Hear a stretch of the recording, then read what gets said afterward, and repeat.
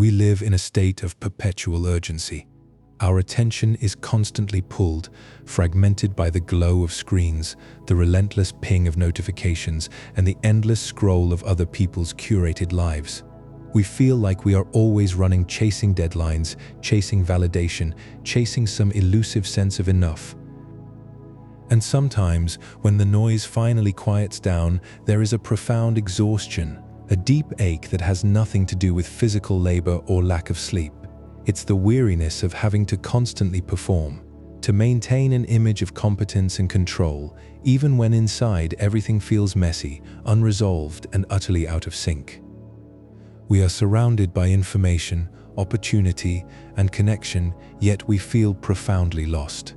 We know what we should be doing with our lives, the path that promises stability or success, but there is a deep resistance to taking the first step, a paralysis born not of laziness, but of sheer overwhelming complexity. Why does it feel so difficult to simply be?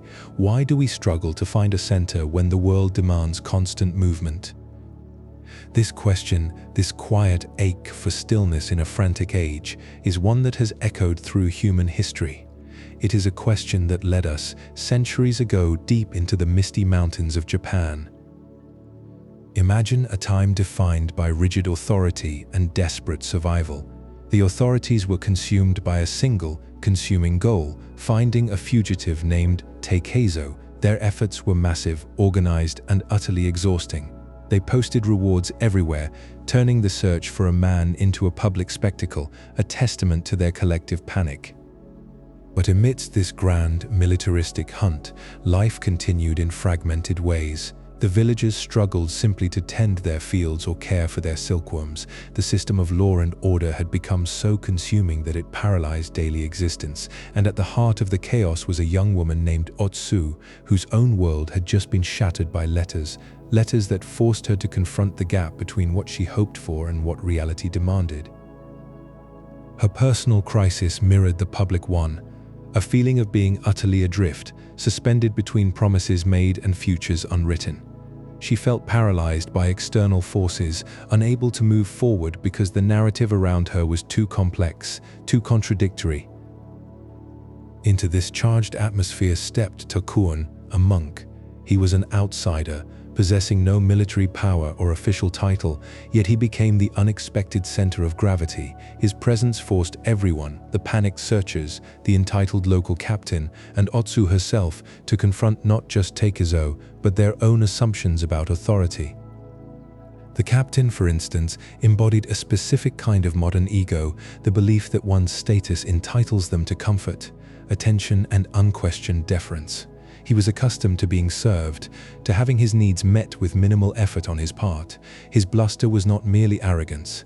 It was a shield against the terrifying possibility that he might be seen as anything less than perfectly in control.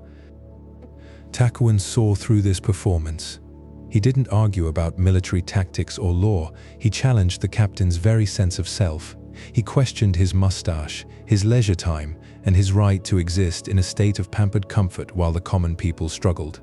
The monk was not attacking the man's rank. He was exposing the gap between the man's self-perception and his actual vulnerable reality. The confrontation became a profound lesson in perspective. Takuan repeatedly shifted the focus away from the immediate crisis, the capture of Takezo, and toward the systemic failures, the waste of resources, the lack of common sense, the flawed assumptions that were driving everyone into a frenzy. This is where the philosophy emerges, not as a lecture, but as an unavoidable consequence of observation. The true power Takuan wielded was detachment. He did not need to fight, he simply needed to be present, unperturbed by the chaos around him. His stillness forced others, the blustering captain, the desperate searchers, to confront their own internal noise. The lesson revealed itself that external problems are often merely symptoms of internal misalignments. The authorities were not failing because they lacked manpower. They were failing because they had lost perspective, mistaking frantic action for genuine strategy. This ancient wisdom speaks directly to the modern psychological landscape.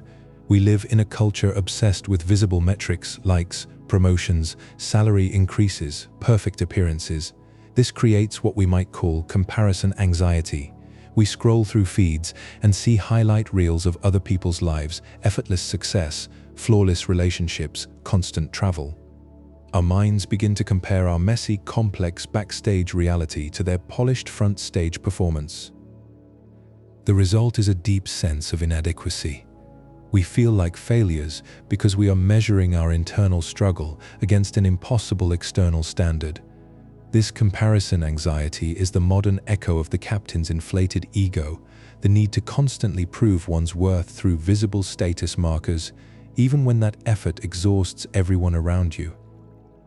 The story then shifts from intellectual debate to emotional catharsis, centered on Otsu and her art. When words fail, when grief is too vast for language, the human spirit seeks a non-verbal outlet. For Otsu, this was the flute, an heirloom, a physical link to a past she could not control, yet through which she found agency. The act of playing the music became an act of profound self-reclamation. It allowed her to process betrayal and loss in a structured, beautiful way.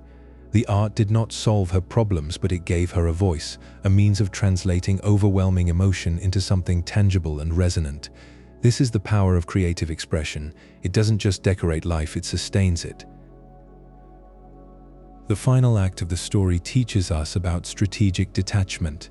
It's the ability to observe a situation without immediately reacting, to see the underlying pattern rather than being swept away by the current panic. Takuan did not need to fight Takizo, he simply needed to wait for the moment when Takizo's own internal exhaustion and desperation became more compelling than his desire for freedom. The greatest breakthroughs in life rarely come from a sudden, dramatic burst of energy or an aggressive confrontation. They arrive during moments of quiet stillness, the strategic pause. It is in that space between the panic and the realization that we find our true center. We carry these lessons with us every day. We are constantly faced with modern versions of the captain's bluster, the endless cycle of work emails, the pressure to maintain a perfect professional facade, the need to prove our value through constant productivity. Our instinct is to fight back, to argue, to overcommit, to frantically search for the next big thing. But what if the problem isn't that we lack enough effort? What if the problem is that we are fighting the wrong battle? The journey toward resilience is not about finding a grand, singular purpose. It is about mastering the small moments of pause. The moment you stop scrolling, the moment you breathe deeply before responding to anger, the moment you allow yourself to feel grief without trying to fix it immediately. It requires accepting that life's greatest truths are often found in the quietest spaces. The empty clearing at dawn, the sound of a single flute note echoing across an immense valley. It is there, away from the clamor and the demands, that we finally hear the faint whisper of our own unshakable self. The art of being unstoppable is not about never falling. It is about learning how to rise with intention, drawing strength not from external validation or force, but from the quiet wisdom of simply observing what truly matters.